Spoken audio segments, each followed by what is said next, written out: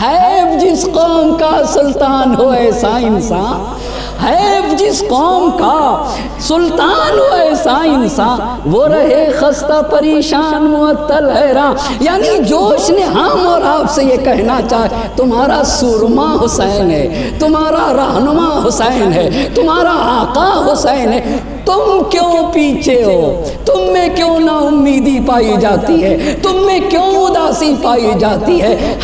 جس قوم کا سلطان ہو ایسا انسان، وہ رہے خستہ پریشان معطل حیران، نہ شرر بار ترنگی نہ دہکتے ارماں۔ تمہارے ارمانوں میں آگ کیوں نہیں لگتی ہے؟ تمہاری امید کیوں نہیں جگتی ہے؟ تم بلندیوں کو کیوں نہیں طے کرنا چاہتے؟ ہے جس قوم کا سلطان ہو ایسا انسان، وہ رہے خستہ پریشان معطل حیران، نہ شرر بار ترنگی نہ دہکتے ارماں، جس کی آنکھیں فقط آباد ہوں سینے ویران۔ جوش نے بہت بڑا پیغام دیا، اپنی آنکھوں کے ساتھ ساتھ اپنے سینوں کو بھی آباد کرو۔ کس سے آباد کیا جائے؟ جرأت سے آباد کرو، شجاعت سے آباد کرو، ایثار و فداکاری و قربانی سے آباد کرو، طہارت و پاکیزگی سے آباد کرو۔ ہے جس قوم کا سلطان ہو ایسا انسان، وہ رہے خستہ پریشان معطل حیران، نہ شرر بار ترنگی نہ دہکتے ارماں، جس کی آنکھیں فقط آباد ہوں سینے ویران۔ جرأت و ہمت و ایثار و وفا کچھ بھی نہیں۔ اللہ اللہ، تم میں جرأت چاہیے، تم میں ایثار چاہیے، تم میں وفا چاہیے، تم میں فداکاری اور قربانی کا جذبہ ہونا چاہیے۔ جرأت و ہمت و ایثار و وفا کچھ بھی نہیں، ذکر مولا پہ کراہوں کے سوا کچھ بھی نہیں۔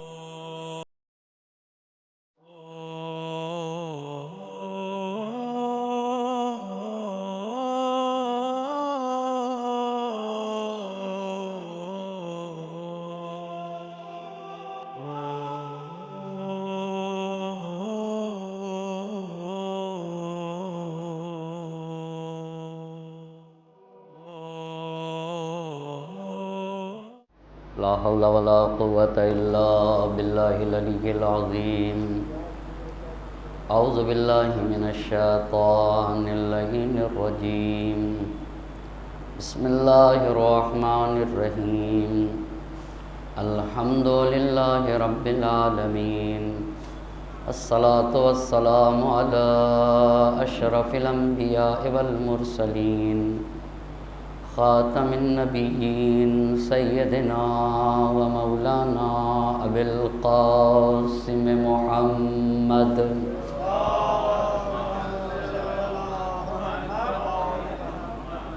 وعلی اہل بیتہ الطیبین الطاہرین المعصومین، ولعنۃ اللہ علی اعدائہم اجمعین۔ اما بعد، فقد قال مولانا حسین بن علی علیہ السلام: انی لم اخرج اشرا ولا بترا ولا مفسدا ولا ظالما، انما خرجت لطلب الاصلاح فی امت جدی، اريد ان آمر بالمعروف وانہی عن المنکر واسیر بسیرت جدی و ابی۔ صلوات پڑھتے بر محمد۔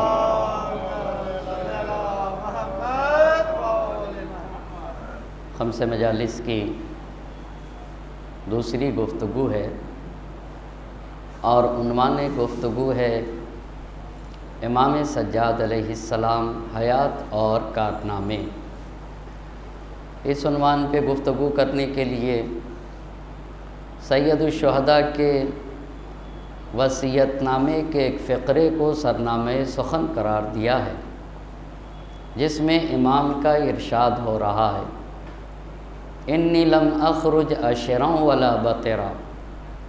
اے لوگو، میں سرکشی کے لیے اور بغاوت کے لیے نہیں نکل رہا ہوں، ولا مفسدا ولا ظالما، میں فساد پھیلانے کے لیے اور ظلم و ستم کی خاطر نہیں نکل رہا ہوں۔ انما خرجت لطلب الاصلاح فی امت جدی، میں تو اپنے جد کی امت کی اصلاح کے لیے نکل رہا ہوں۔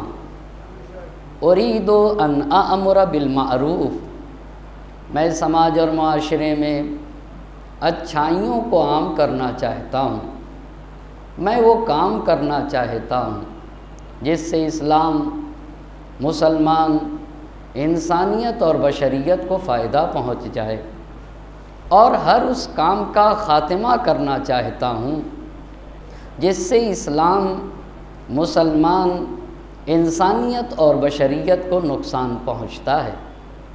اور اس کام کو انجام دینے کے لیے میرے پاس جو راستہ ہے وہ راستہ یہ ہے کہ سماج اور معاشرے میں اپنے جد کی سیرت کو زندہ کروں۔ رسول خدا حضرت محمد مصطفیٰ صلی اللہ علیہ وآلہ کہ حیات طیبہ کو زندہ کروں، اور اپنے بابا علی مرتضیٰ کی سیرت کو زندہ کروں، اور اسی ہدف کے ساتھ، اسی مقصد کو لے کر سید الشہداء حضرت ابا عبداللہ الحسین علیہ السلام نے 28 رجب کو مدینہ چھوڑا ہے، مکہ مکرمہ پہنچے۔ مکہ مکرمہ میں 4 مہینے رہنے کے بعد مکہ مکرمہ سے کوفے کے لیے روانہ ہوئے، اور پھر راستے میں جو واقعات رونما ہوئے اس کی بنیاد پر آپ کا سفر کربلا کی طرف، آپ کا رخ، اور 2 محرم کو سرزمین کربلا پہ وارد ہوئے، اور 10 محرم کو بنی امیہ نے اجتماعی طور پر نواسے رسول کا خون بہایا۔ تو یہ خون کوئی معمولی خون نہ تھا، رسول کے نواسے کا خون تھا، فاطمہ زہرا سلام اللہ علیہا اور علی مرتضیٰ کے فرزند کا خون بہایا گیا تھا، اور وہ بھی اتنی عظیم شخصیت کا خون۔ تو اس قربانی کے کائنات میں بہت سارے اثرات ہوئے، جن میں سے کل 3 اثر آپ کی خدمت میں عرض کیا۔ پہلی بات اور پہلا اثر سید الشہداء کی قربانی کا یہ ہوا کہ حسین نے اپنی قربانی کے ذریعے سے دین اسلام کو زندگی اور حیات بخشی۔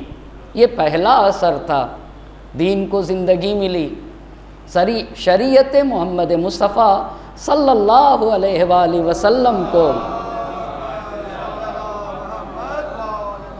اپنی قربانی کے ذریعے سے حیات بخشی ہے۔ اسی لیے میرے امام نے یہ ارشاد فرمایا تھا ابراہیم ابن طلحہ سے، اگر تم یہ دیکھنا چاہتے ہو کہ کون جیتا تو دیکھو نام خدا باقی ہے یا نہیں، رسول خدا کا نام باقی ہے یا نہیں۔ ہماری جنگ اسی لیے تھی کہ لِتَكُونَ کلمۃ اللہ العلیٰ، تاکہ کلمہ الہی کو اطلاع حاصل ہو سکے، خدا کا نام اونچا رہے۔ کہ اگر خدا کا نام آج باقی ہے، رسول خدا کا نام زندہ ہے، تو سمجھ لینا کہ ہم اپنے مقصد میں کامیاب ہو گئے۔ پس حسین نے اپنی قربانی کے ذریعے سے دین اسلام کو حیات بخشی۔ دوسری بات، یہ پہلا نتیجہ ہوا آپ کی قربانی کا۔ دوسرا نتیجہ یہ ہوا کہ حسین کا انقلاب، حسین کی شخصیت اور حسین کی شہادت عالم انسانیت کے لیے نمونۂ عمل قرار پائی۔ یعنی حسین نے اپنی انقلاب کے ذریعے سے، اپنے تحریک اور اپنے مشن کے ذریعے سے اور اپنی شہادت کے ذریعے سے ایک مکتب کی بنیاد رکھی، ایک آئیڈیالوجی کی بنیاد رکھی، جس آئیڈیالوجی میں موت اور شہادت کو آسان کر دیا گیا، جہاں ظلم کے خلاف بولنے کا سلیقہ بتایا گیا، اور جہاں ظالم اور ستمگر کے خلاف اٹھنے کا پیغام سنایا گیا۔ بس یہ پہلا اثر شہادت حسینی کا یہ ہوا کہ اسلام کو زندگی ملی۔ دوسرا اثر یہ ہوا کہ حسین کی ذات اور حسین کی شخصیت عالم انسانیت کے لیے، صرف شیعوں کے لیے نہیں، صرف مسلمانوں کے لیے نہیں، بلکہ غیر مسلمین کے لیے بھی حسین کی ذات گرامی آئیڈیل اور نمونے عمل قرار پائی۔ تیسرا اثر حسین کی شہادت کا کہ حسین کا انقلاب تمام انقلابوں کا سرچشمہ بنا، اور جو شہادت حسینی کے بعد انقلابات رونما ہوئے وہ بھی دو طرح کے رونما ہوئے۔ کچھ انقلابات فردی، یعنی ایک اکیلا انسان ظالم کے خلاف بولے، ایک اکیلا فرد ستمگر کے خلاف بولے، یہ اتنی بڑی جرأت کہاں سے آ گئی، یہ اتنی بڑی طاقت کہاں سے آ گئی، یہ اتنا عظیم حوصلہ کہاں سے آ گیا؟ یہ حسین کی قربانی سے پیدا ہوا، جس میں دو فردی انقلاب کل بتائے تھے۔ ایک بکر بن وائل کے گھرانے کی وہ خاتون جو عمر سعد کے لشکر میں تھی اور آخر وقت تک، لیکن جب عمر سعد کی فوج نے خیام حسینی پہ حملہ کیا اور اسباب لوٹنے لگے تو اس نے بلند آواز سے یہ کہا کہ یا آل بکر بن وائل اتسلبوا بنات رسول اللہ، رسول اللہ کی بیٹیوں کے اسباب لوٹے جا رہے ہیں اور تم کھڑے دیکھتے رہو گے۔ یہ کتنا بڑا انقلاب ہے، یہ کتنی حسین کی حقانیت کی دلیل ہے۔ یہ پہلا فردی انقلاب تھا جو عمر سعد کی فوج میں موجود خاتون حسین کی حقانیت کا اعلان کر رہی تھی۔ اور دوسرا فردی انقلاب کون تھا؟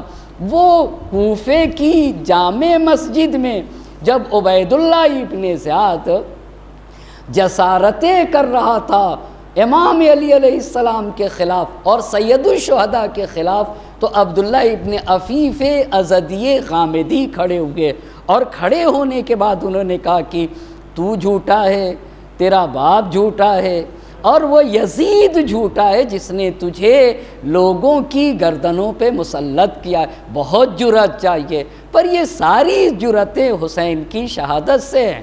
حسین کے یادگار انقلاب کے نتیجے میں یہ ساری جرأتیں وجود میں آئیں۔ اور اس کے بعد تیسری بات جو کل آپ کی خدمت میں عرض کی وہ یہ تھی کہ امام حسین علیہ السلام کی شہادت محرم کی 10 تاریخ ہے، اور شہادت کے فوراً بعد سر اور تن میں جدائی ہوئی، اور 10 ہی محرم کو سید الشہداء کا سر اقدس کوفہ عبید اللہ ابن زیاد کے پاس روانہ کیا گیا۔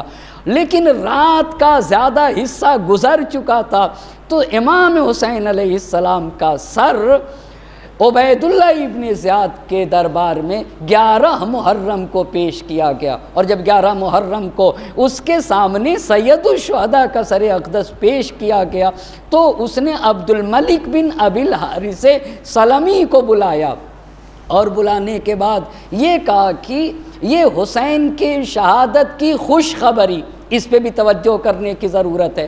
یعنی مدینہ جو حسین کا وطن ہے، مدینہ جو بنی ہاشم کا شہر ہے، مدینہ جو رسول خدا کی ہجرت گاہ ہے، مدینہ جہاں رسول خدا دفن ہے، وہاں کے اوپر یہ کہا جا رہا تھا، عبید اللہ ابن زیاد یہ پیغام لے کے بھیجوا رہا تھا کہ جا کے مدینے میں قتل حسین کی خوشخبری پیش کرو، اور وہ بھی یزید کا گورنر مدینے میں تھا عمرو بن سعید بن عاص، عمرو بن سعید بن عاص کے پاس یہ خوشخبری پیش کرنا تھی۔ وہ ساری باتیں آپ کو خدمت میں عرض کیا۔ اب جب وہ پہنچا ہے اور نتیجہ یہ ہوا کہ عمرو بن سعید بن آ کر اس نے مسجد نبی میں جا کر سارے لوگوں کو خطاب کر کے کہا کہ ہم تمہارے سامنے خوشخبری لے کر آئیں، اور وہ خوشخبری کیا ہے کہ کربلا میں یزید کا لشکر جیت گیا، حسین ہار گئے الیاذ باللہ، اور حسین کو قتل کر دیا گیا۔ یہ کہاں کے اوپر بات کہی جا رہی ہے؟ یہ خود مسجد النبی میں، مسجد النبی میں کہی جا رہی ہے۔ تو وہاں کے اوپر مدینے میں محمد ابن حنفیہ موجود تھے، عبداللہ ابن جعفر جناب زینب کبریٰ سلام اللہ علیہا کے شوہر موجود تھے، اور حضرت عقیل ابن ابی طالب کی ایک بیٹی تھی وہ موجود تھی۔ عقیل ابن ابی طالب کی بیٹی نے بڑا عظیم کارنامہ انجام دیا، وہ قدرت کا اہتمام تھا، ہر جگہ کے اوپر قدرت نے ظالم کے خلاف بولنے والے ایک ذات کا اہتمام کر رکھا ہے۔ عقیل ابن ابی طالب کی تھی خاتون، مگر جب بکر بن وائل کے گھرانے کی خاندان میں اتنی جرأت آ سکتی ہے تو جن خواتین کی رگوں میں علوی خون ہو، ہاشمی خون ہو، نبوی خون ہو، جو اہل بیت کے گھرانے سے جن کا تعلق ہو، ان کی شجاعت اور جرأت کا کیا عالم ہوگا۔ تو عقیل کی بیٹی تھی، وہ بنی ہاشم کی چند خواتین کو لے کے گئیں اور روضہ رسول پہ خود کو گرا کے عمرو بن سعید بن عاص کے آنکھوں میں آنکھیں ڈال کے یہ کہا ماذا تقولون اذ قال النبی لکم، وہاں کے اوپر پوری کربلا کی تاریخ 3-4 شعر میں لکھ دی۔ یہ بہت اہم مسئلہ ہے اور یہ بہت بڑی بات ہے۔ آپ دیکھیں کربلا کی تاریخ کیسے لکھی گئی، یہ بتائیے۔ اگر امام حسین کی 11 محرم کو سر اقدس پہنچا ہے دربار عبید اللہ ابن زیاد کوفے میں، اور اس نے مدینے میں قاصد بھیج دیا، جا کر کہو کہ حسین کو ہم نے قتل کر دیا، یہ قدرت کا اہتمام ہے، یہ سچی تاریخ لکھی جا رہی ہے، اور اس طریقے سے حسین کی شہادت کی تاریخ لکھی جا رہی ہے، کوئی نہیں مٹا سکتا۔ زمانہ مٹ جائے گا مگر اس حقانیت کو نہیں مٹایا جا سکتا۔ اور اس پہ بھی عقیل کی بیٹی نے جو اشعار پڑھے اس میں یہ باتیں صاف صاف یہ کہیں کہ انہوں نے لشکر یزید نے پیغمبر کی اطرت پہ ظلم و ستم کیا، اہل بیت پیغمبر پہ ظلم و ستم، اور کیسا ظلم و ستم کیا، منہم اسارا، کچھ لوگوں کو، یہ کربلا کی تاریخ ہے، یہ سچی تاریخ اشعار میں لکھی ہے، وہ بھی عقیل ابن ابی طالب کی بیٹی نے کہا کچھ لوگوں کو اسیر کیا گیا، یہ ترک و دیلم کے الیاذ باللہ رہنے والے نہ تھے کہ جن کا تعلق اسلام سے نہیں تھا، ترک و دیلم کے جو لوگ تھے وہ مسلمان نہ تھے، مگر میرے امام چوتھے امام نے یہی تو کہا تھا ہمارے ساتھ ویسا برتاؤ کیا گیا جیسا ترک و دیلم کے ساتھ برتاؤ کیا جاتا ہے۔ عقیل کی بیٹی نے کہا کہ نبی کی اطرت پہ ظلم و ستم ڈھائے گئے، منہم اسارا، ان میں سے کچھ لوگوں کو اسیر بنایا گیا، اور وَمِنْهُمْ زَرَجُوا بِدَمٍ، کچھ لوگوں کو قتل کیا گیا، اور اس طریقے سے قتل کیا گیا کہ وہ خاک اور خون میں غلطہ تھے۔ اور پھر عقیل کی بیٹی نے اتنی بات یہ کہی کہ اگر کل نبی نے تم سے پوچھا، اور یہ بھی آپ دیکھیے گا کتنے اعتماد کے ساتھ، کتنے یقین کے ساتھ عقیل کی بیٹی نے کہا کہ کل نبی کے سامنے ہونا پڑے گا تم کو، ظالم اور ستمگر سے یہ بات کہی، نبی کے سامنے ہونا پڑے گا، اور اگر نبی نے پوچھا کہ ہم نے جو اتنی زحمتیں کی تھیں، ہم نے تمہارے لیے خیر خواہی کی تھی، ہم نے تمہیں ہدایت کی طرف، نیکی اور سعادت کا راستہ دکھایا تھا، کیا اس کا بدلہ یہی ہے کہ میرے اولاد پہ ظلم ڈھایا جائے، میرے اولاد کو قتل کیا جائے، میری بیٹیوں کو اسیر کیا جائے؟ جب عقیل کی بیٹی نے ایک بات پہ توجہ کریے گا، آپ دیکھیں خون تو خون ہے، ٹپکے گا تو جم جائے گا، آپ بہت توجہ کرنے کا مقام ہے۔ وہیں کربلا کے میدان میں انقلاب، ادھر کوفے کی مسجد میں عبداللہ ابن عفیف ازدی، اور ادھر مدینے میں عقیل کی بیٹی نے کیا کردار عطا کیا ہے بنی ہاشم کی خواتین کے ساتھ۔ اب مدینے والوں کی آنکھیں کھل جاتی ہیں، اب مدینے میں انقلاب آئے گا، اب مدینے میں کیسا انقلاب آئے گا، مدینے والوں کی آنکھیں کھل جاتی ہیں۔ تو اس وقت مدینے کا جو گورنر تھا، جب یہ واقعہ پیش آیا، اس کا نام ہے عثمان بن محمد بن ابو سفیان، یزید کا چچا زاد بھائی تھا۔ اس کے لیے تاریخ نے یہ لکھا ہے کہ فتن حدث غر لم یجر بالامور، ایک نوجوان تھا اور اس کو کسی طرح کا کوئی تجربہ نہیں تھا۔ یہیں سے کل کی گفتگو وہاں تک تھی نا، آج کی گفتگو یہاں سے کرنا چاہوں گا۔ اب مدینے میں انقلاب، یہ جو واقعہ ہوا تو اس وقت مدینے میں تقریباً 1000 افراد بنی امیہ کے تھے، بنی امیہ سے تعلق رکھنے والے 1000 افراد مدینے میں تھے۔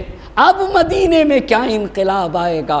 تو عثمان بن محمد بن ابو سفیان جو یزید کا چچا زاد بھائی تھا اور مدینے میں یزید کا گورنر تھا، اس نے مدینے کے 3 بڑی ہستیوں کو بلایا، برجستہ شخصیتوں کو بلایا۔ اب جب مدینے والوں کی آنکھیں کھلی تو اس نے عبداللہ ابن حنظلہ کو بلایا، عبید اللہ ابن ابی عمرو مخزومی کو بلایا اور منذر بن زبیر کو بلایا۔ 3 لوگوں کو بلایا۔ کتنے لوگوں کو بلایا؟ 3۔ ایک عبداللہ ابن حنظلہ کو بلایا، عبید اللہ ابن ابی عمرو مخزومی کو بلایا اور تیسرا فرد منذر ابن زبیر کو بلایا۔ ان تینوں کو بلانے کے بعد اس نے یہ کہا کہ ایسا ہے کہ تم لوگوں کو یزید نے شام میں بلایا ہے، تو 3 لوگوں کو شام بھیجا گیا۔ کس نے بھیجا تھا؟ مدینے کا گورنر جو یزید کا چچا زاد بھائی تھا، جس کا نام ہے عثمان بن محمد بن ابو سفیان۔ اس نے بلا کے مدینے کی 3 برجستہ شخصیتوں کو کہاں بھیجا؟ دمشق بھیجا، یزید کے پاس۔ وہ کون کون 3 برجستہ شخصیتیں تھیں؟ عبداللہ ابن حنظلہ 1، عبید اللہ ابن ابی عمرو مخزومی 2، تیسرا منذر بن زبیر۔ اچھا، اب یہ لوگ دمشق پہنچے۔ ایک ایک بات پہ توجہ کریے گا۔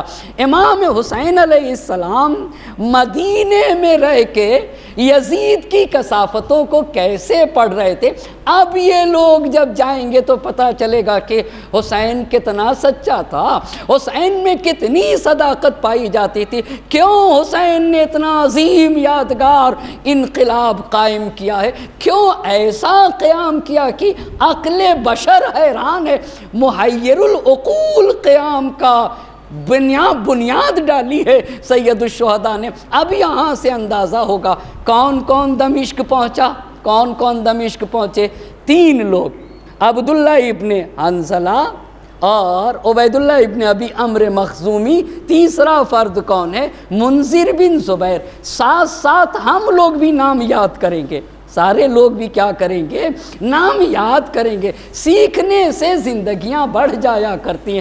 3 لوگ گئے، دمشق گئے۔ اب جب دمشق گئے ہیں نا، باپ معاف کریے گا، حدیث ہے الحق یعلو ولا یعلی علیہ، حق ہمیشہ بلند ہو کے رہے گا، حق کے اوپر کوئی چیز نہیں ہو سکتی ہے۔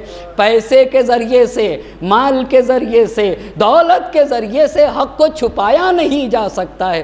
تو عبداللہ ابن حنظلہ اکیلے نہ گئے تھے، وَمَعَهُ 8 بنین، اپنے ساتھ اپنے 8 بیٹوں کو لے گئے تھے۔ یہ تاریخ کی وہ حقیقت ہے جو آپ کی خدمت میں عرض کرنا چاہ رہا ہوں۔ اپنے ساتھ عبداللہ ابن حنظلہ اپنے 8 بیٹوں کو لے کر گئے تھے۔ پس ایک ہوئے عبداللہ ابن حنظلہ، 2 ہوئے عبید اللہ ابن ابی عمرو مخزومی، 3 کون ہوا؟ تیسرا کون ہوا؟ منذر بن زبیر۔ اور عبداللہ ابن حنظلہ اپنے ساتھ اپنے 8 بیٹوں کو لے کے گئے۔ جب یہ لوگ دمشق پہنچے، کچھ دن شام میں رہے، شام میں رہنے کے بعد جب پلٹنے لگے تو یزید کے پاس آئے۔ یزید نے عبداللہ ابن حنظلہ کو 1 لاکھ درہم دیا، عبید اللہ ابن ابی عمرو مخزومی کو بھی 1 لاکھ درہم دیے۔ اچھا، منذر بن زبیر کو بھی 1 لاکھ درہم دیے، اور عبداللہ ابن حنظلہ کے ہر بیٹے کو 10 ہزار درہم دیے۔ کتنے بیٹے تھے؟ 8 بیٹے تھے۔ 8 بیٹوں کو کیوں دیے تھے پیسے؟ پیسے کیوں دیے تھے؟ آپ بتائیے نا۔ پیسے اس لیے دیے تھے تاکہ اس کی کثافتوں کو بیان نہ کریں، اس کی بدعمالیوں کو بیان نہ کریں، اس لیے دیے تھے کہ اس کی تعریفیں کریں گے اور اس کی کثافتوں کو بیان نہ کریں گے۔ مگر خدا کی قسم کیا انقلاب تھا حسین کا، کیسا حسین ہے نا۔ اسی لیے تو جوش ملیحہ بادی نے کتنی پیاری بات کہی ہے، کتنی عظیم بات کہی ہے۔ حیف جس قوم کا سلطان ہو ایسا انسان، حیف جس قوم کا سلطان ہو ایسا انسان، وہ رہے خستہ پریشان معطل حیران۔ یعنی جوش نے ہم اور آپ سے یہ کہنا چاہے، تمہارا سورما حسین ہے، تمہارا رہنما حسین ہے، تمہارا آقا حسین ہے، تم کیوں پیچھے ہو؟ تم میں کیوں نا امیدی پائی جاتی ہے؟ تم میں کیوں اداسی پائی جاتی ہے؟ جس قوم کا سلطان ہو ایسا انسان، وہ رہے خستہ پریشان معطل حیران، نہ شرر بار ترنگی نہ دہکتے ارماں۔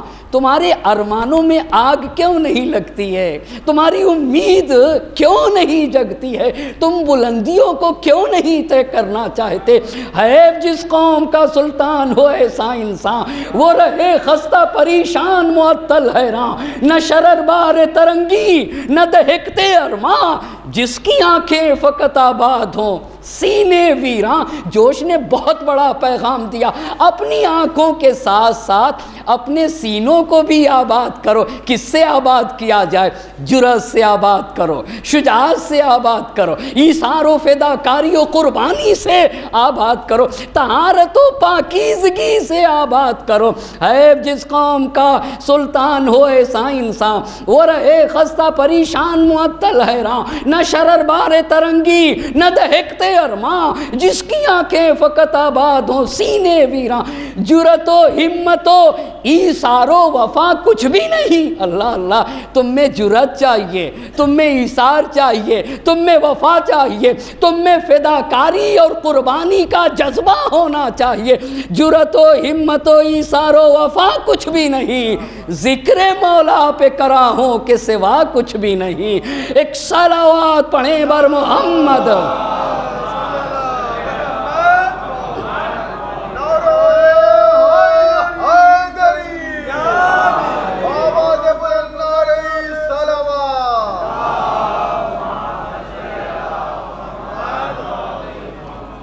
تو 3 لوگوں کو 1-1 لاکھ، حق کو پیسوں سے نہیں چھپایا جا سکتا ہے، حق کو قدرت سے نہیں چھپایا جا سکتا ہے۔ جس نے مر کے جینے کا سلیقہ بتا دیا اسے حسین کہا جاتا ہے۔ مر کے کیسے جیا جاتا ہے یہ حسین سے پوچھنا ہوگا، یہ حسین سے پوچھنا ہوگا۔ اچھا 1 لاکھ عبداللہ ابن حنظلہ کو کتنا دیا گیا؟ 1 لاکھ۔ عبید اللہ ابن ابی عمرو مخزومی کو 1 لاکھ درہم۔ چاندی کے سکے کو درہم کہتے ہیں عزیزان محترم، اور منذر بن زبیر کو بھی 1 لاکھ درہم، اور عبداللہ ابن حنظلہ کے ہر بیٹے کو 10-10 ہزار درہم دیے گئے۔ اب جب یہ لوگ آئے ہیں مدینہ پہنچے، منذر بن زبیر کوفے چلے گئے، لیکن باقی لوگ مدینہ پہنچے۔ جب مدینہ آئے تو اہل مدینہ کو یہ ہوا کہ یہ تو حاکم شام یزید کے پاس سے آ رہے ہیں، جو تمام ممالک اسلامیہ کا حاکم بنا ہے اس کے پاس سے آ رہے، تو اب سب ان کے پاس آنے لگے۔ پھر پوچھیں گے نا کہ بھائی جو حاکم ہے جس کے خلاف حسین نے قیام کیا، آپ نے اس حاکم کو کیسا پایا؟ سب نے پوچھنا شروع کیا۔ اب جب پوچھنا شروع کیا تو جو باتیں ان لوگوں نے بتائی ہیں، پیسے بھی دیے مگر پیسہ کارگر ثابت نہ ہو سکا۔ یہاں سے خوب اچھی طرح سے اندازہ ہوگا کہ کیوں حسین نے قیام کیا تھا۔ پہلی بات یہ بھی پتہ چلے گا کیوں حسین نے اپنی قربانی دی اور اپنے عزیز ترین افراد کی قربانی دی، اور یہ بھی اندازہ ہو جائے گا کیوں حسین نے اس حد تک راضی ہوئے کہ اپنا لاشا پامال کرا دیا۔ گھوڑے کی ٹاپوں سے حسین اس حد تک کیوں راضی ہو گئے کہ حسین کا لاشا گھوڑوں کی ٹاپوں سے پامال ہو، شہداء کے سروں کو نیزوں پہ بلند کیا جائے، کیوں راضی ہو گئے؟ اب جب لوگ آئے، مدینے کے لوگ آئے اور پوچھنے لگے ان سے کہ بھائی بتاؤ یہ جو حاکم بنا ہے جس کے خلاف حسین نے قیام کیا تھا، یہ بتاؤ اس کی کیا صورت ہے؟ اب عربی الفاظ آپ کو پڑھنا چاہوں گا اور وہ بتانا چاہوں گا۔ انہوں نے کیا کہا؟ قدیمنا من عند رجل لیس لہ دین، اللہ اللہ، لیس لہ دین یشرب الخمر یضرب بالتنابیر یلعب بالکلاب۔ معنی کیا ہوگا مولانا؟ ہم ایک ایسے شخص، سوال یہ بتائیے جو تمام ممالک اسلامیہ کا حاکم ہو، وہ کتوں سے کھیلے گا یا اسلام کے مسئلے کو حل کرے گا؟ وہ کتوں سے وہ شراب پیے گا یا امت مسلمہ کی مشکلات کو حل کرے گا؟ وہ گانا بجانے والی اور گانا گانے والی خواتین سے گانے سنے گا یا نہیں اسلام، مسلمان، انسانیت اور بشریت کے فلاح و بہبودی کی بات کرے گا؟ آپ بتائیں نا، بے دین انسان دین سکھائے گا، کیا ہوگا؟ کتنا عظیم قیام ہے سید الشہداء کا۔ اچھا کہا قدمنا من عند رجل لیس لہ دین، ہم ایک ایسے شخص کے پاس سے آ رہے جس کے پاس دین ہے ہی نہیں، جو بے دین انسان ہے۔ اللہ اللہ، کتنا عظیم حسین کا قیام ہے، جو بے دین انسان ہے۔ اچھا، یشرب الخمر، وہ شراب پیتا ہے، شراب پیتا ہے۔ یضرب بالتنابیر، وہ تنبورہ بجاتا ہے۔ اچھا، گانا گانے والیوں کو بلا کے ان سے گانے سنتا ہے۔ وَيَلْعَبُ بِالْكِلَابِ، اور وہ کتوں سے کھیلتا ہے، وہ کتوں سے کھیلتا ہے۔ اب یہاں کے اوپر امام حسین جب نکل رہے تھے اور امام حسین نے یہ کہا تو یہی تو کہا تھا، اِنَّا لِلَّهِ وَإِنَّا إِلَيْهِ راجعون، وَعَلَى الْإِسْلَامِ السَّلَامُ اِذْ قَدْ بُلِيَتِ الْأُمَّةُ بِرَائِمْ مِثْلِ یزید۔ ایسے اسلام کا فاتحہ پڑھ دو جس کا حاکم یزید جیسا بد کردار انسان بن جائے۔ ایک صلوات پڑھیں بر محمد اور آل محمد۔ کہ یہ کتوں سے کھیلتا ہے۔ ایک ایک بات پہ غور کرنے، آپ یہ بتائیے، حاکم اسلامی شراب پیے گا؟ حاکم اسلامی وہ شخص، اچھا یہ کتنا بڑا المیہ ہے جو رسول کی مسند پہ بیٹھا ہے اور اپنے کو رسول کا جانشین بتا رہا ہے، وہ شراب پی رہا ہے، اس کو دین سے کوئی تعلق نہیں ہے، وہ کتوں سے کھیلتا ہے۔ اتنی ہی بات نہیں کہی، اور پھر ان لوگوں نے کہا کہ ہم کو پیسے دیے گئے ہیں، ہم کو پیسے دیے گئے، لیکن یہ پیسے حق بات کہنے سے روک نہیں سکتے ہمیں۔ اللہ اللہ، کتنا سچا ہے حسین۔ اسی لیے تو جوش نے کہا تھا کربلا سر سے کفن باندھ کے جب آتی ہے، وسعت ارض و سماوات پہ چھا جاتی ہے، تند انفاس سے فولاد کو برماتی ہے، تبر و تیر کو خاطر میں نہیں لاتی ہے، چڑھ کے نیزے پہ دو عالم کو ہلا دیتی ہے، کربلا موت کو دیوانہ بنا دیتی ہے۔ کربلا موت کو، کربلا موت کو، کربلا سر سے کفن باندھ کے جب آتی ہے، وسعت ارض و سماوات پہ چھا جاتی ہے، تند انفاس سے فولاد کو برماتی ہے، تبر و تیر کو خاطر میں نہیں لاتی ہے، چڑھ کے نیزے پہ دو عالم کو ہلا دیتی ہے، کربلا موت کو دیوانہ بنا دیتی ہے۔ صلوات پڑھیں بر محمد اور آل محمد۔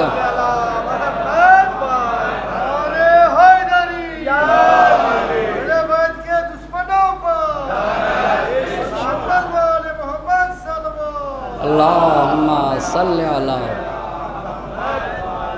کہ یہ باتیں ہم کو پیسے دیے، یہ تاریخی حقیقت ہے۔ ایک بات اور اپنے مجمع سے کہنا چاہوں گا، بہت توجہ کریے گا۔ ممکن ہے کہ کوئی سوچے کہ یہ مولانا ہسٹری پڑھتے ہیں، یہ مولانا تاریخ پڑھتے ہیں، یہ مولانا اتنے نام کون یاد کرے گا؟ لیکن ایک بات بتانا چاہوں گا، ہم اپنے بچوں کو کب باقی رہ سکتے کہ ہمارا بچہ شیعت پہ ڈٹا رہے اور اتنا ڈٹا رہے کہ پہاڑ ہٹ جائیں مگر وہ نہ ہٹنے پائے؟ یہ کب ہوگا؟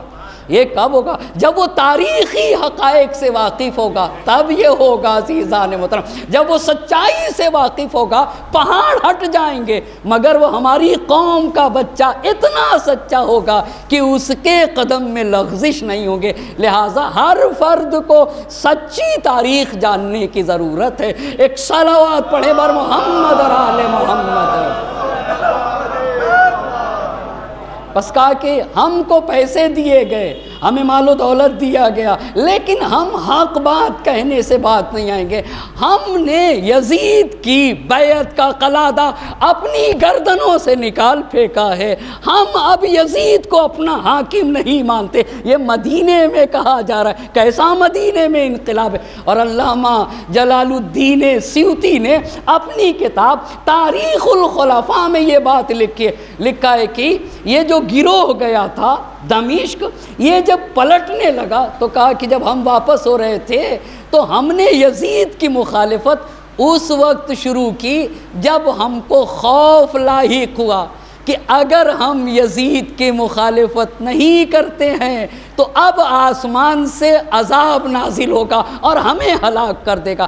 کہ عالم یہ ایک ایک بات پہ غور کریے گا، صحیح بات کہی ہے نا، اللہ اللہ، کیا کتنی عظیم بات کہی ہے۔ ان کان دین محمد، یہ سید الشہداء کی زبان سے شاعر نے کہا، ان کان دین محمد لم یستقم الا بقتلی فیا سیوف خذونی، یہ حسین کی زبان حال ہے، سید الشہداء کی زبان سے شاعر نے کہا کہ اگر دین محمدی میرے قتل سے بچے گا تو اے تلوارو آؤ حسین کو قتل کر دو۔ یہ حسین کی لاجک ہے، یہ حسین کی منطق ہے، اور کتنی عظیم منطق ہے۔ حسین کہنا یہ چاہتے ہیں کہ اہم یہ نہیں ہے کہ حسین بچے یا نہ بچے، اصل یہ ہے کہ دین خدا بچ جانا چاہیے۔ ایک صلوات پڑھیں بر محمد اور آل محمد۔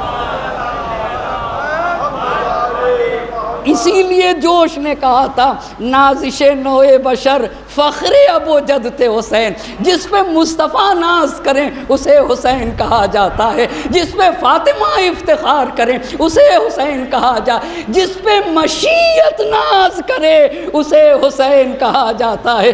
نازش نوع بشر فخر ابو جد تھے حسین، مفرد و مستند و اشرف و امجد تھے حسین، سجدہ کرتا تھا جسے کعبہ وہ معبد تھے حسین۔ اللہ اللہ، دنیا کعبے کو سجدہ کرتی ہے اور کعبہ اللہ اللہ، دنیا کعبے کو سجدہ کرتی ہے۔ نازش نوع بشر فخر ابو جد تھے حسین، مفرد و مستند و اشرف و امجد تھے حسین، سجدہ کرتا تھا جسے کعبہ وہ معبد تھے حسین، نقطہ پختگی فکر محمد تھے حسین۔ یہ نہ ہوتے، اگر حسین نہ ہوتے یقین شک میں بدل جاتا، اگر حسین نہ ہوتے ایمان وہم و گمان میں بدل جاتا، اگر حسین نہ ہوتے تو شریعت محمد مصطفیٰ کا نام و نشان نہ ہوتا، یہ نہ ہوتے تو یقین سید گماں ہو جاتا، آخری شعلہ پیغام دھواں ہو جاتا۔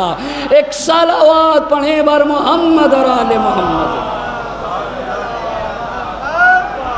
یہ نہ ہوتے تو یقین سید گماں ہو جاتا، آخری شعلہ پیغام دھواں ہو جاتا۔ بس آپ نے دیکھا علامہ جلال الدین سیوطی نے اپنی کتاب تاریخ الخلفاء میں لکھا ہے کہ یہ جو وفد گیا تھا، جو گروہ گیا تھا، جب واپس آیا تو اس نے یہ کہا کہ جب ہم نے اس وقت یزید کی مخالفت کی ہے، اس وقت یزید کی، یہ ساری باتوں کو جاننا ضروری ہے، اس وقت یزید کی مخالفت کی، جب ہم کو اب یہ ہونے لگا اگر مخالفت نہ کریں گے تو عذاب آئے گا آسمان سے، ہمیں ہلاک کر دے گا۔ اور لکھا ہے علامہ جلال الدین سیوطی نے تاریخ الخلفاء میں کہ یزید اپنے باپ کی تصرف کردہ کنیزوں کو، ایک ایک جملے پہ غور کریے گا، یزید اپنے باپ کی تصرف کردہ کنیزوں کو، مولانا بمبئی ہے، اردو ذرا سے آسان بولیے، یعنی اپنی سوتیلی ماں کو، اپنی بیٹیوں کو اور اپنی بہنوں تک کو حلال سمجھتا تھا، اپنی بہنوں تک کو، اپنی بیٹیوں تک کو، اپنی سوتیلی ماں تک کو، جا کے تاریخ الخلفاء اٹھا کے دیکھ لینا، ان تک کو۔ اس ماحول میں اصل کسی بھی تحریک کے، کسی بھی انقلاب کے مقدس بننے کی شرط یہ ہے کہ تحریک جب ہو جہاں کوئی نہ بولے، جہاں ظلمت ہی ظلمت ہو، تاریکی تاریکی ہو، گھٹن کی فضا میں اگر کوئی آواز اٹھ جائے تو سمجھ لینا چاہیے یہ آواز حق ہے۔ ایک صلوات پڑھیں بر محمد۔ تو جب یہاں تک مسئلہ آیا یہ کہا تو اب منذر بن زبیر بولے، منذر بن زبیر نے بھی کہا کہ مجھے 1,00,000 درہم دیا گیا، لیکن یہ 1,00,000 درہم صحیح بات کہنے سے مجھے روک نہیں سکتے۔ کہا یزید شراب پیتا ہے اور شراب پی کے اتنا مست ہوتا ہے کہ نماز چھوڑ دیتا ہے۔ اور پھر عبداللہ ابن حنظلہ نے مدینے والوں کو خطاب کیا، اے مدینے والو، اگر یزید کے خلاف قیام نہ کرو گے تو میں اپنے 8 بیٹوں کے ساتھ قیام کروں گا۔ یہ کیا سچائی ہے؟ یہ کہاں سے روح پھونک دی گئی؟ حسین کہتے ہی اسے ہیں جو روحوں میں انقلاب لے کر آ جائے۔ آپ دیکھیں نا، آپ دیکھیں کربلا میں حسین سویا ہے، کربلا میں حسین سوئے ہیں، اور دنیا بھر میں وہاں بھی چراغ عزائے حسین کا اہتمام، وہاں بھی عزا کا چراغ جلتا ہے۔ جن بستیوں میں لائٹ نہ ہو وہاں پر بھی عزائے سید الشہداء کا چراغ روشن ہے۔ ایک صلوات پڑھے بر محمد اور آل محمد۔ اس نے یہ کہا کہ اگر کوئی نہ اٹھے گا تو کیا سچائی میں کتنی بڑی طاقت ہے، کوئی نہ اٹھے گا تو اپنے 8 بیٹوں کو لے کے یزید کے خلاف کھڑا ہو جاؤں گا۔ اور مدینے والوں سے عبداللہ ابن حنظلہ نے کہا کہ اے مدینے والوں، میرے ہاتھوں پر موت کی بیعت کرو، میرے ہاتھوں پہ کس کی بیعت کرو؟ مرنے کی بیعت کرو، کہ حق کے راستے میں ظلم کے خلاف اٹھ کے اور خیمہ حق میں رہتے ہوئے مرنا ہے۔ تو مدینے والوں نے بایعوہ علی الموت، مدینے والوں نے عبداللہ ابن حنظلہ کے ہاتھوں پر مرنے کی بیعت کی، کہا ہم اس راہ میں مریں گے مگر یزید کے خلاف قیام کریں گے، مگر یزید کے خلاف قیام کریں گے۔ کتنی پیاری بات یہ کہی ہے، قتل حسین اصل میں مرگ یزید ہے، قتل حسین اصل میں مرگ یزید ہے۔ اسلام زندہ ہوتا ہے ہر کربلا کے بعد۔ ایک صلوات پڑھ دیجئے بر محمد۔ اب جب مدینے میں مدینے والوں نے عبداللہ ابن حنظلہ کے ہاتھوں پر بیعت کی اور وہ بھی کہا کہ ہم مریں گے، ہم موت کی بیعت کرتے ہیں، اسی راہ میں جان دے دیں گے۔ یہ کہنا اور پڑھنا بہت آسان کام ہے کہ مریں گے اور ہم جان دے دیں گے، سننا بھی آسان، کہنا بھی آسان، پڑھنا بھی آسان، لیکن میدان عمل میں واقعاً خیمہ حق میں رہ کے راہ حق میں جان دے دینا یہ بہت دشوار۔ پیسے تو نکلتے نہیں ہیں راہ حق میں، جان کہاں سے انسان دے دے گا؟ یہ معصوم کا فرمان ہے، جب مال نہیں دیا جا سکتا پیسے نکلتے ہوئے لوگوں کی جان نکلتی ہے۔ ایک صلوات پڑھ دیجئے بر محمد اور آل محمد۔ لہٰذا میں پھر آپ حضرات سے کہوں گا، پھر آپ حضرات سے، اور اگر آپ اجازت دیں تو اس مثال کو پھر آپ کے خدمت میں عرض کروں۔ مجھے یقین ہے کہ میں نے یہاں کہا ہوگا، لیکن پھر آپ سے کہنا چاہوں گا اور وہی اپنی مثال دہراؤں گا اور دہراتا ہوں، دہراتا رہوں گا۔ مثال کے طور پہ اگر میں کسی بستی میں، کسی شہر، کسی گاؤں گیا اور کوئی بچہ ملا اور اس بچے سے پوچھوں کہ بیٹا کس کلاس میں پڑھتے ہو، کس کلاس میں پڑھتے ہو، اور وہ بچہ کہے ہائی اسکول، وہ بچہ کیا کہے؟ High school. دوسرے برس گیا، پھر وہ بچہ ملا، کس کلاس میں بیٹا پڑھتے ہو؟ کہا ہائی اسکول۔ تیسرے برس پھر ہائی اسکول۔ چوتھے برس بھی گیا، پھر پوچھا کس کلاس میں ہو؟ کہا ہائی اسکول۔ پانچویں برس کس کلاس میں ہو بیٹا؟ High school. چھٹے برس گیا، پھر وہی ملا، کس کلاس میں ہو بیٹا؟ High school.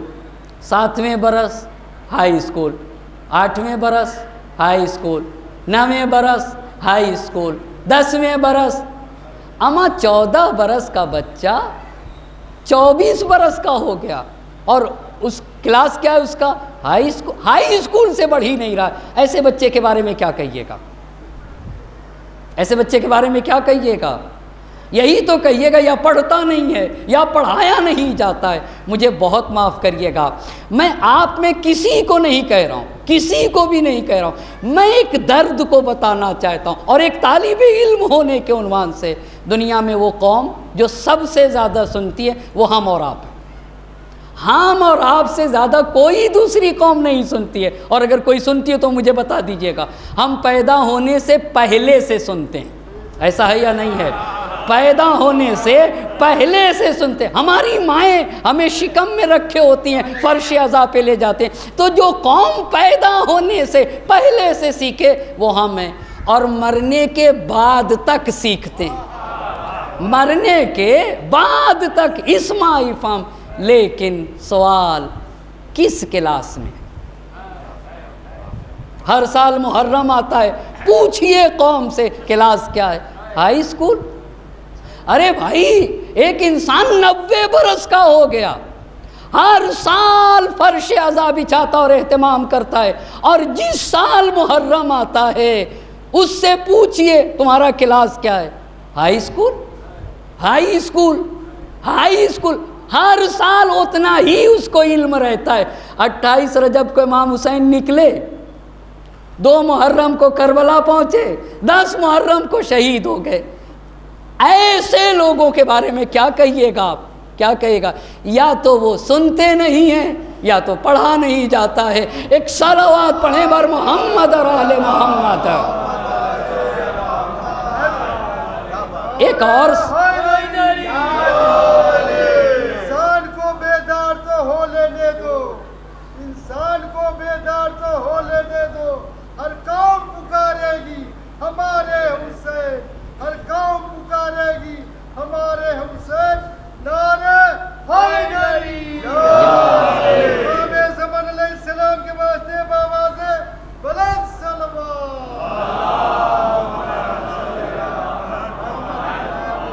پس مدینے میں قیام ہو رہا ہے۔ عبداللہ ابن حنظلہ نے کہا اے اہل مدینہ، اہل مدینہ نے بھی بیعت کر لی عبداللہ ابن حنظلہ کے ہاتھوں پہ۔ سب سے پہلا کام یہ کیا کہ جو مدینے میں یزید کا گورنر تھا، عثمان بن محمد بن ابو سفیان، عثمان بن محمد بن ابو سفیان، اس کو مدینے سے باہر نکالا کہ اب ہم یزید کو اپنا حاکم نہیں بنیں گے۔ اور پھر کیا کیا؟ مدینے میں 1000 بنی امیہ کے لوگ تھے، ان ساروں کو ایک خاص جگہ کے اوپر سب کو محاصرے میں اپنے حصار میں لے لیا، اپنے گھیر لیا۔ جب یہ بات ہوئی تو اب یزید نے 3 برس کچھ مہینے حکومت کی ہے، اور ان 3 برس میں 3 عظیم بڑے بڑے برے کام انجام دیے۔ پہلا کام یہ کیا، کثیف اور گندہ کام کی، یہ بھی تاریخ میں پہلی مرتبہ ہوا ہے کہ ایک انسان کو گروہی طور پر اور اجتماعی طور پر چاروں طرف سے گھیر کے قتل کیا جائے۔ یہ بہت بڑا ظلم ہے، اور اسی مظلومیت کا اثر ہے جو آج تک یہ باقی ہے، اور یہ صبح قیامت تک باقی رہے گا۔ چاروں طرف سے، یہی تو عمر سعد نے کہا تھا ھذا ابن قتال العرب، یہ قتال کہتے ہیں جو بہت زیادہ قتل کرے، علی مرتضیٰ کی صفت تھی، یہ قتال عرب کے فرزند ہیں چاروں طرف سے۔ یہ پہلی مرتبہ نکال کے بھیگا جب عثمان بن محمد بن ابو سفیان کو عبداللہ ابن حنظلہ نے اپنے مدینہ اہل مدینہ کے ساتھ نکال کر مدینے سے باہر کیا، 1000 بنی امیہ کو گھیرا گیا، تو یزید نے ایک بڑے گندے انسان کو دمشق سے بھیجا، اس کا نام ہے مسلم ابن عقبہ۔ مسلم ابن عقبہ کو 5000 کا لشکر دے کے بھیجا ہے، 1-2 ہزار کا لشکر نہیں دے کے بھیجا ہے۔ کتنے ہزار کا لشکر دے کے بھیجا ہے؟ 5000 کا لشکر دے کے بھیجا۔ مسلم ابن عقبہ 5000 کا لشکر لے کے مدینے کے قریب پہنچتا ہے۔ شہر مدینہ کے باہر ایک صحرا بیابان، ریتیلی زمین کو ہرہ کہتے ہیں۔ ہرہ کا مطلب، یہ جو تاریخ میں واقع ہرہ کہا جاتا ہے، واقع ہرہ کیوں کہتے ہیں؟ ہرہ اس جگہ کو کہا جاتا ہے جو ریتیلی زمین ہو، جو پتھریلی زمین ہو، اس زمین کو ہرہ کہتے ہیں۔ تو مسلم ابن عقبہ 5000 کا لشکر لے کے اس ہرہ نامی جگہ پہ آیا، اس نے اپنی فوج کو تیار کیا، وہاں کے اوپر فوج میں صف بندی کی، اور پھر مدینے سے عبداللہ ابن حنظلہ اور عبداللہ ابن متی، یہ 2 لوگ اہل مدینہ کو لے کے ان کا دفاع کرنے کے لیے نکلے۔ اور ان کا مقابلہ کرنے کے لیے نکلے تو، لیکن مسلم ابن عقبہ کے لشکر نے ان کو شکست دیتے ہوئے یہ سارے کے سارے ڈائریکٹ مسجد النبی میں داخل، گھوڑوں کے ساتھ داخل ہو گئے، گھوڑوں کے ساتھ مسجد النبی کی حرمت کو پامال کر دیا۔ 1000 رسول خدا کے اصحاب کو قتل کیا، 1000 اصحاب کو۔ اور ایک اور آپ سے بات کہنا چاہوں گا بہت معذرت کے ساتھ، یہ ایک تاریخی حقیقت ہے، اس پہ سوچنے کی ضرورت ہے۔ آج کے زمانے میں طرح طرح کے شک و شبہات ڈالے جاتے ہیں، طرح طرح کے شک و شبہات ڈالے جاتے ہیں۔ اگر ایک انسان کو حقیقت نہ پتہ ہو تو آسانی سے بہک جائے گا، مگر بہت مضبوطی کے ساتھ اسے جاننا چاہیے۔ آپ انصاف سے بتائیے، مدینے میں کون لوگ ہیں؟ مدینے میں اصحاب رہتے ہیں، پیغمبر کے اصحاب، اور اصحاب کی بیٹیاں ہیں۔ تاریخ نے لکھا، آج بھی میں مطالعہ کر رہا تھا، اور ایک اور آپ کو بات بتا دوں، ایک اور آپ کو باتیں بتا دوں۔ ہم کو ایک بات سمجھنا چاہیے، ایک سوال یہ ہے کہ عالم کسے کہتے ہیں؟ اس بات کو روکے رہوں گا۔ عالم امامے کا نام نہیں ہے، عالم ٹوپی شیروانی کا نام نہیں ہے، عالم ابا قبا اور جبے و دستار کا نام نہیں ہوتا ہے۔ یہ نہ سمجھ، عالم کی شناخت لباس نہیں ہے، مگر ہم لباس سے پہچانتے ہیں۔ لباس سے عالم کو نہیں پہچانا جاتا ہے۔ لباس تو کوئی بھی رکھ سکتا ہے، لباس تو کوئی بھی رکھ سکتا ہے، لباس کے ذریعے سے نہیں۔ عالم کو فکر کے ذریعے سے پہچانا جاتا ہے۔ انسان کو کس کے ذریعے سے؟ فکر کے ذریعے سے، سوچ کے ذریعے سے، زبان کے ذریعے سے، اس کے اخلاق کے ذریعے سے، اس کے کردار کے ذریعے سے، اس کے کیریکٹر کے ذریعے سے، اس کی پاکیزگی اور طہارت کے ذریعے سے۔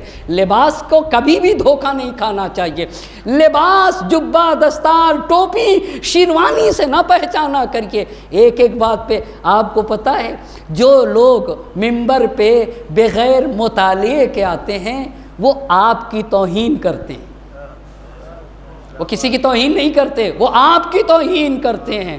ان کو اتنا خیال نہیں ہے کہ صاحبان ایمان کے کتنا قیمتی وقت ہے، اور ان کے قیمتی، ہمارے علماء نے لکھا ہے کہ 9 گھنٹے، 10 گھنٹے، 15 ان کا پہلے کا مطالعہ تو الگ ہے۔ 9 گھنٹے، 10 گھنٹے، 15 گھنٹے مطالعہ کر کے 1 گھنٹے کی تقریر ہو تو پھر سماج اور معاشرے کا علمی اور فکری سطح کس پائے کی ہوگی بتایا نہیں جا سکتا ہے۔ اور سماج اور معاشرے میں اسی بات کی ضرورت ہے، فرد کی علمی اور فکری سطح کو اس لیول پہ پہنچانا ہے کہ جس لیول پہ ایک عالم سوچتا ہے اسی لیول پہ قوم اور معاشرے کا ہر فرد سوچنے لگے۔ اور جب ایسا ہوگا تب حسین کی ازا تحریک بنے گی، تب ازائے سید الشہداء مشن کے لیے قربانی کی ضرورت ہے۔ ایک صلوات پڑھیں بر محمد اور آل اللہم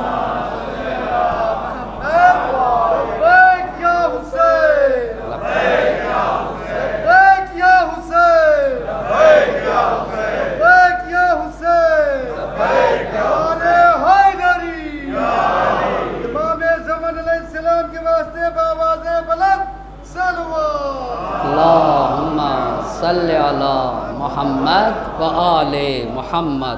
اور ایک بات اور گزارش کروں گا، یہ باتیں سن کے اپنے گھر جا کر اپنے بچوں سے بھی شیئر کرنا چاہیے۔ مولانا یہ بتائیے یاد کرنے کا کیا طریقہ ہے، کیسے یاد کیا جاتا ہے؟ اتنا یہ اسمارٹ موبائل نے، اتنا یہ اسکرین نے، اس کی اسکرین ہی بھاگتی رہتی ہے ہمیشہ، ایسے ایسے کرتا رہتا ہے، تو ذہن کو بھی اس نے لرزاں بنا دیا ہے، ذہن کو بھی اس نے کیا کیا ہے، ویسے ہی بنا دیا ہے۔ مجلس میں بہت ساری چیزیں مانگنی چاہیے، اور حدیث یہ کہتی ہے کہ جب دل نرم ہو تب مانگا کرو، ٹھیک؟ تو ہمارے ایک بہت بڑے عالم ہیں علامہ جعفر شوشتری رحمۃ اللہ علیہ، جنہوں نے جیسا مصائب سید الشہداء پڑھا تاریخ میں اب تک کسی نے ویسا نہیں پڑھا ہے جیسا علامہ جعفر شوشتری رحمۃ اللہ علیہ نے، مگر وہ کتاب سے پڑھتے تھے، مجلس کتاب لے کے، اور ان کا حافظہ اتنا مضبوط نہیں تھا۔ بتا اس لیے رہا ہوں کہ مجلسوں میں علم، فکر، عقل، شعور اور ذہن اور حافظے کی دولت بھی مانگنا چاہیے، اور یہ بہت بڑا سرمایہ ہے کہ ہم کو نفع پہنچانے والا علم دے، فائدہ پہنچانے والی عقل دے، وہ شعور دے جس سے سماج، معاشرے، اسلام اور بشریت اور انسانیت کو فائدہ دے، اور ایسا حافظہ دے کہ جو اسلام کے کام آئے۔ ایک ایک بات پہ توجہ، عقل کیوں دے، فکر کیوں مانگے، شعور کیوں مانگے، حافظہ کیوں مانگے؟ ہماری ساری چیزیں اس لیے ہوں کہ وہ اسلام کے کام آئیں، وہ مسلمان کے کام آئیں، وہ انسانیت کے کام آئیں، وہ بشریت کے کام آئیں۔ اس لیے صحت بھی اس لیے، سلامتی بھی اسی لیے، زندگی بھی اسی لیے، مال بھی اسی لیے، دولت بھی اسی لیے، اور زبان اور فکر اور علم اور شعور بھی اسی لیے۔ تو علامہ جعفر شوستری رحمۃ اللہ علیہ کا حافظہ کمزور تھا، تو سید الشہداء سے توسل کیا، آقا میں کتاب لے کے مجلس سے پڑھتا ہوں، کون میری مجلس میں بیٹھے گا؟ لوگ کہیں گے یہ مولانا صاحب کتاب دیکھ کے پڑھتے ہیں، کوئی نہیں آئے گا۔ آقا ایک کام کریے کہ میرا حافظہ بڑھ جائے۔ حافظہ بھی کس لیے مانگ رہے تھے؟ تاکہ پیغام حسینی کو پہنچا سکیں۔ ہمارے یہاں، مجھے اب یہاں نہیں معلوم، پتہ ہے نہیں لوگوں کو، کہ ایک چیز ہوتی ہے جو کو بھونتے ہیں پہلے اور پھر اس کا آٹا بناتے ہیں، اس کو ستو کہتے ہیں۔ اسے کیا کہا جاتا ہے؟ ستو جو کا بھی ہوتا ہے، چنے کا بھی ہوتا ہے۔ تو علامہ جعفر شوستری رحمۃ اللہ علیہ نے کہا کہ سید الشہداء سے توسل کیا تھا، آقا میرے حافظے کے لیے کچھ کر کے۔ تو ایک دن دیکھا کہ عالم رویا میں خیمہ حسینی ہے، سید الشہداء خیمے میں، اور آپ جعفر شوستری رحمۃ اللہ علیہ خود امام حسین کے ساتھ، اور در خیمہ پہ حبیب ابن مظاہر در خیمہ پہ ہیں۔ تو سید الشہداء نے حبیب ابن مظاہر سے کہا کہ حبیب شوستری کو ستو پلا دو۔ اور وہ جو عنایت، بات ستو پلانے کی نہیں ہے، بات عنایت کی ہے، بات مانگنے کی ہے۔ بات یہ کہ مانگا کیا جائے، حبیب شوستری کو ستو پلا دو، عنایت ہوتی ہے۔ مولانا نجف اشرف میں کتنے علماء کے کان میں بسم اللہ پڑھا، کتنے علماء کے کان میں بسم اللہ اور سورہ الحمد پڑھا، تو پھر ان کا علم کمال تک پہنچا۔ اس کے بعد جعفر شوستری رحمۃ اللہ علیہ فرماتے ہیں کہ اب جو سید الشہداء کی عنایت ہوئی تو صرف کہتے تھے صلی اللہ علیہ یا ابا عبداللہ، اور مجمع دھاڑے مار کر روتا تھا۔ ایک صلوات پڑھیں بر محمد اور آل محمد۔ اب بتائیے میں نے کہاں چھوڑا تھا؟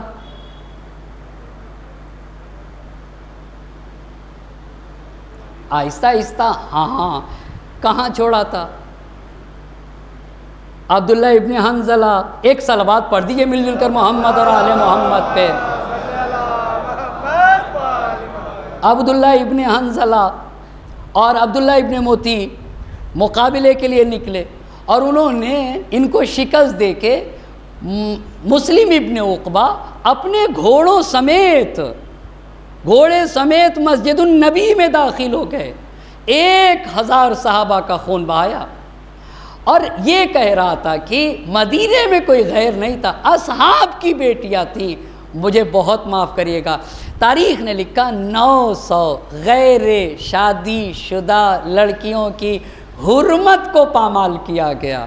آپ اس سے اندازہ لگائیں آج جو انسانیت، غیرت، شعور جو اسلام باقی ہے کس کی قربانی کا صدقہ ہے۔ اور پھر جب یہ انقلاب ہوا، اور یزید نے یہ کہا تھا کہ 3 دن تک مدینے کو حلال سمجھا جائے یعنی کیا؟ بھائی سب مسلمان خواتین ہیں مدینے میں، جو بھی ملے خاتون وہ حلال ہے تمہارے لیے۔ مسلمان خواتین، ان کا مال، ان کی جان، ان کی آبرو، جو کچھ مدینے میں ہے سب کا سب حلال ہے، 3 دن تک مباح سمجھنا۔ اور یہ ہوا مسلم ابن عقبہ کی رہنمائی اور قیادت میں۔ اب جب یہاں کے اوپر پس آپ نے دیکھا ایک امام حسین علیہ السلام کی شہادت سے، اور اسی مدینے میں ہمارے اور آپ کے چوتھے امام ہیں، مگر چوتھے امام حضرت زین العابدین علیہ الصلوۃ والسلام کو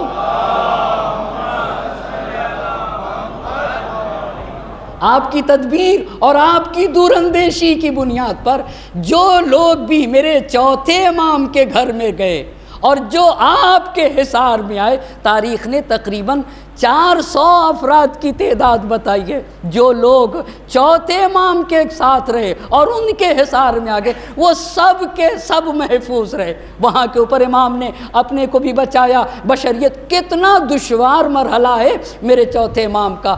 اب مکے میں بھی قیام ہوگا۔ مکے میں کون ہے؟ مکے میں کون ہے؟ عبداللہ ابن زبیر۔ اب مکے میں تحریک ہوگی، وہ کون انقلاب لائے گا؟ اب مکے کے لوگ بھی بیدار ہوں گے۔ عبداللہ ابن زبیر کسے کہتے ہیں؟ ایک صلوات پڑھیں گے محمد اور آل محمد پہ۔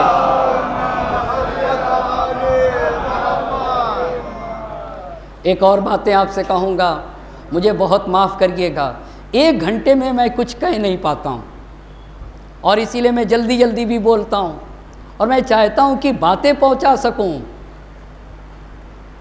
1 گھنٹہ مکمل آپ کی خدمت میں عرض کر چکا، تھوڑی سی مجھے اور اجازت دیجئے، اگر آپ اجازت دے تو پڑھ سکتا ہوں۔ ایک صلوات پڑھ دے بر محمد اور آل محمد۔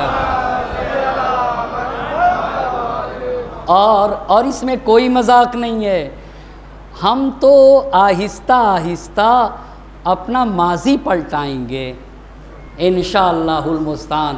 اللہ نے حیات دی، زندگی، صحت، سلامتی، تو ہم اپنا ماضی اپنے علماء کی طرح 3 گھنٹے پڑھیں گے، بلکہ اور بھی آگے جانے کی کوشش کریں گے انشاءاللہ۔ 4 گھنٹے پڑھیں گے۔ مولانا صاحب ایسے پڑھیے گا؟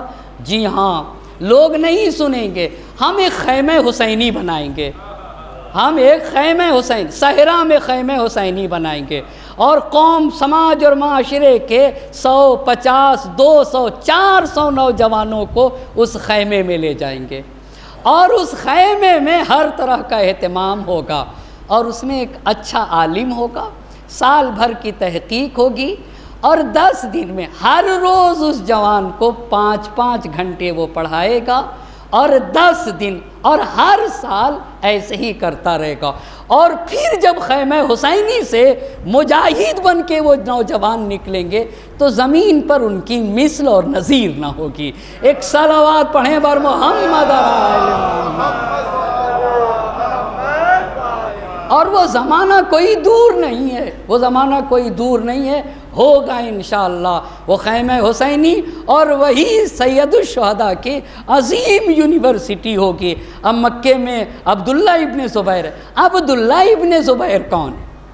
عبداللہ ابن زبیر کون ہے؟ یہ بتائیے، عبداللہ ابن زبیر نے یزید کی بیعت سے انکار کیا تھا یا نہیں کیا تھا؟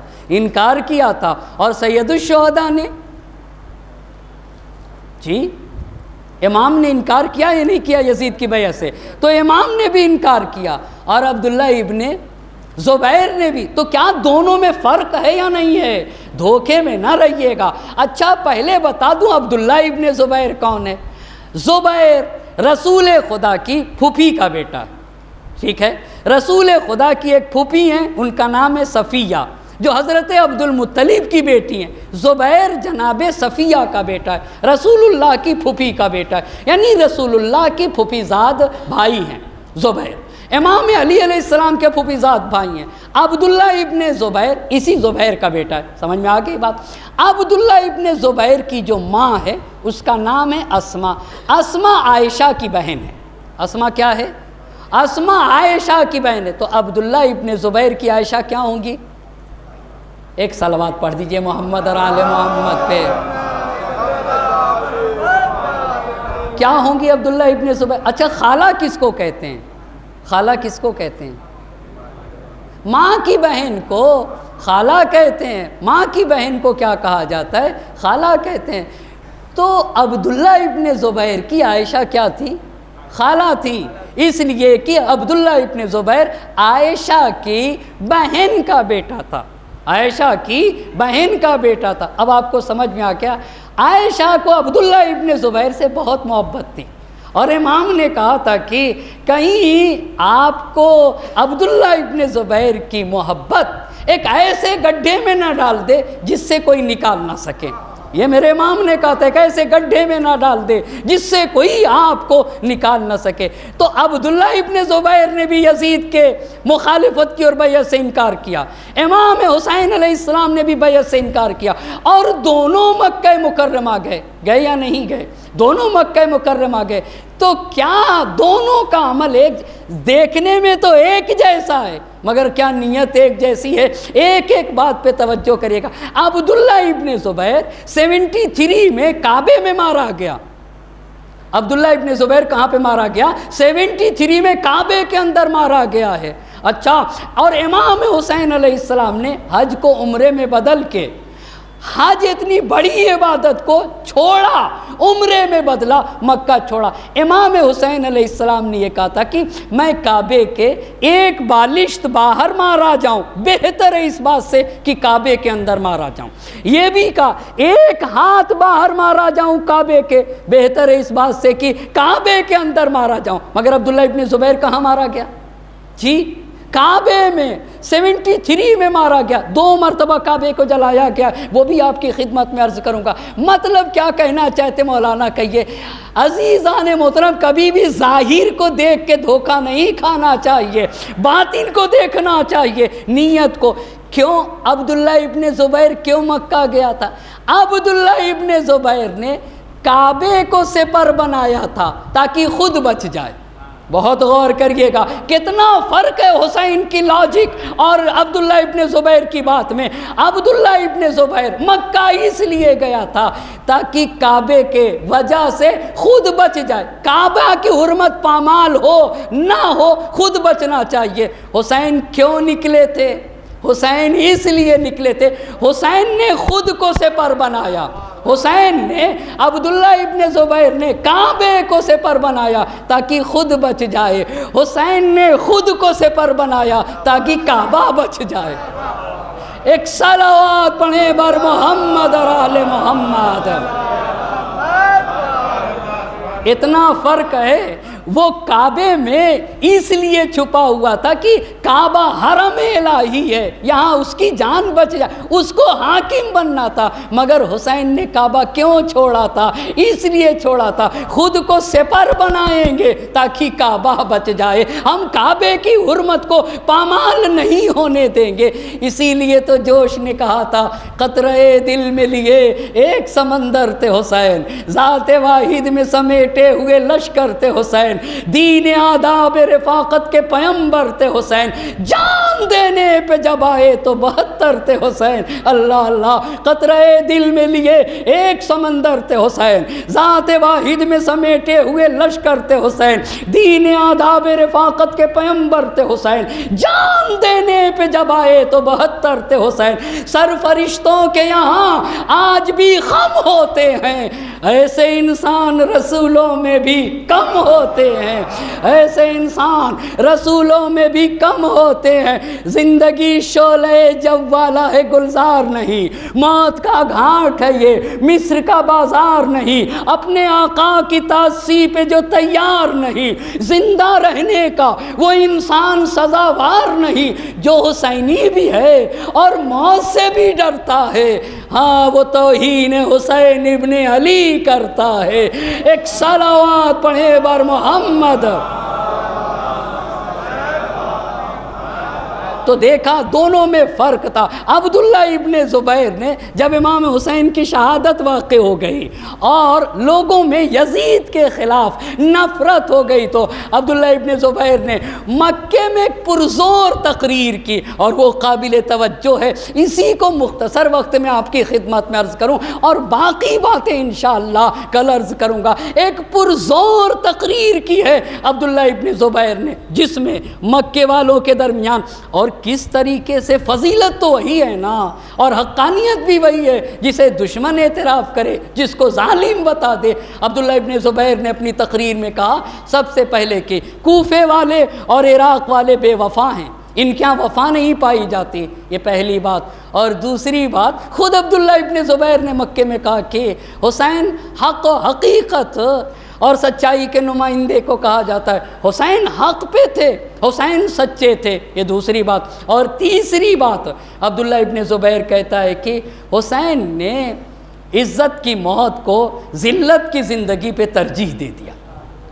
حسین نے یہ کہا اچھا آپ سے پوچھنا چاہوں گا عزت کی موت کیا ہوتی ہے؟ عزت کی موت کیا ہوتی ہے؟ عزت کی زندگی کسے کہتے ہیں؟ بہت بڑا پیغام ہے۔ آپ سے پوچھنا چاہوں گا یہ بتائیے کیا امام حسین علیہ السلام کے پاس مدینے میں رہنے کو گھر تھا یا نہیں تھا؟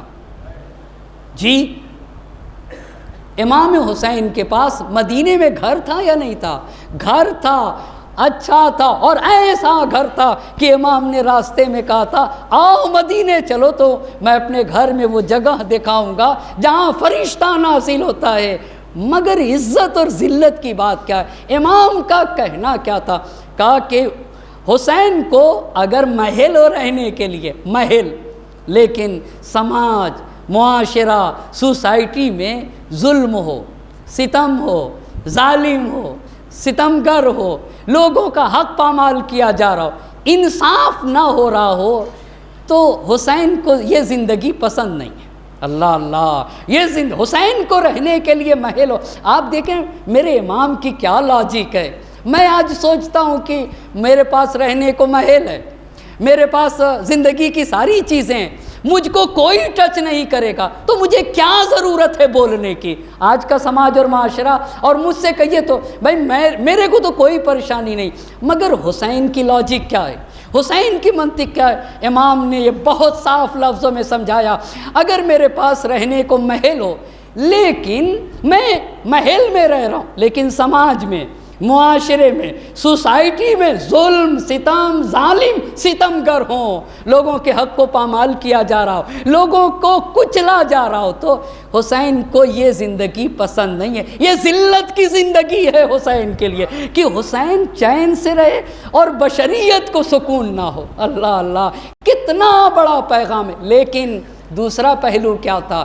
دوسرا پہلو تھا اگر حسین کو رہنے کے لیے جھوپڑی ہو اور سماج معاشرے میں عدل و انصاف قائم ہو، ظلم و ستم نہ ہو، ظالم اور ستمگر نہ ہو، تو یہ زندگی عزت کی زندگی ہے حسین کے لیے۔ اسے کہتے ہیں کہ اگر ہم امن و امان کے ساتھ ہیں تو بشریت کو امن و امان کے ساتھ ہونا چاہیے۔ دیکھا عزیزان محترم، عبداللہ ابن زبیر نے کہا کہ حسین نے عزت کی موت کو ذلت کی زندگی پہ ترجیح دیا ہے۔ یعنی حسین نے یہ کہا کہ جس سماج اور معاشرے میں ظالم اور ستمگر ہوں گے، ظلم ہوگا، وہ زندگی حسین کے لیے ذلت کی زندگی ہے، اور یہ بہت بڑا پیغام ہے۔ اتنی باتیں بس آج یہیں تک گفتگو ہوگی، عبداللہ ابن زبیر کی باقی تقریر ہے۔ لیکن پھر عبداللہ ابن زبیر نے یہ تعریفیں کیوں کر رہا تھا؟ یہ مکار ہے، یہ امیر المومنین کا اتنا بڑا دشمن ہے عبداللہ ابن زبیر کہ یہ چاہتا تھا کہ علی جتنا جلدی ہو سکے صف ہستی سے مٹ جائیں۔ جنگ جمل کے بانیوں میں سے ایک یہی عبداللہ ابن زبیر ہے، مگر اس کو حکومت کی لالچ ہے۔ یہ جنگ جمل ہوئی اسی لیے کہ علی برابر سے بانٹتے ہیں، علی انصاف کرتے ہیں۔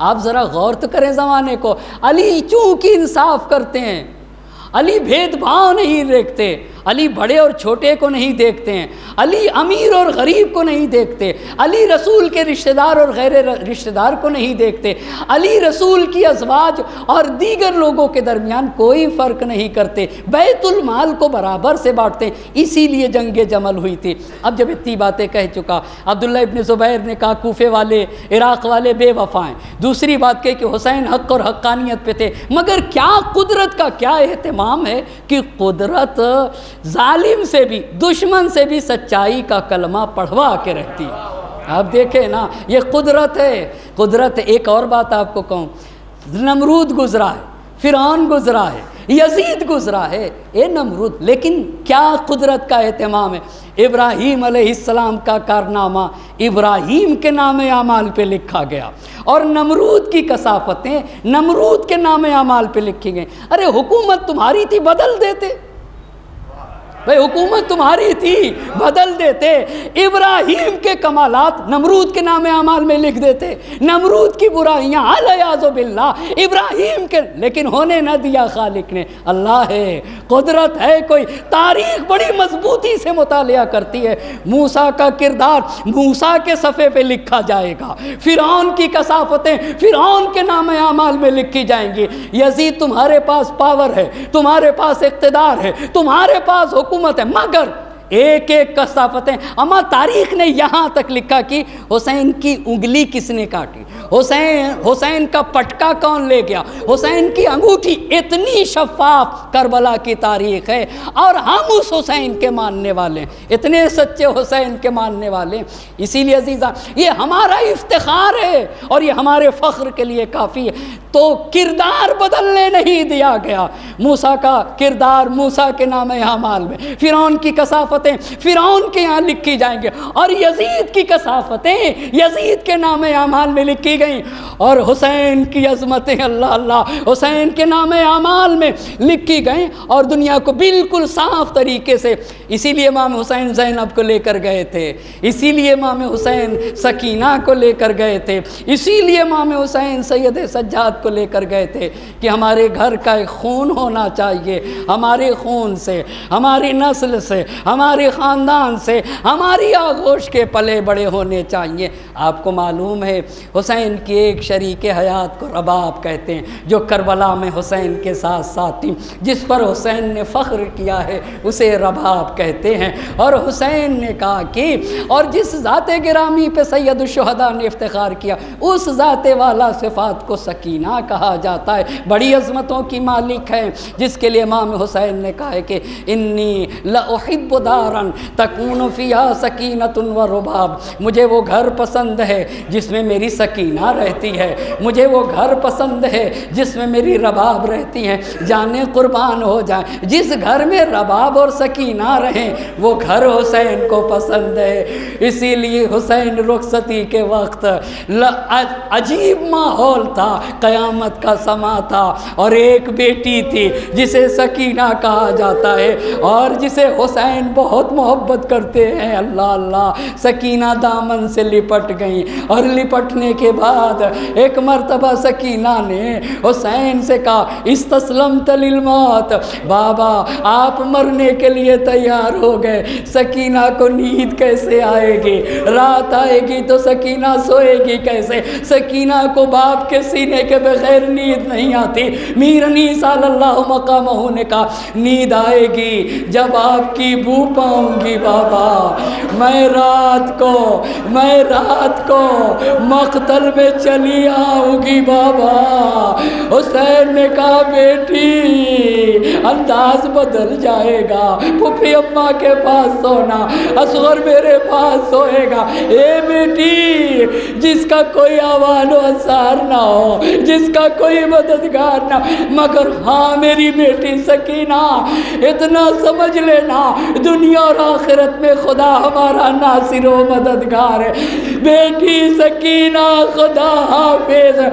ارے یہی ہوا بعد شہادت حسین، بیٹی مقتل میں نکل گئی، بابا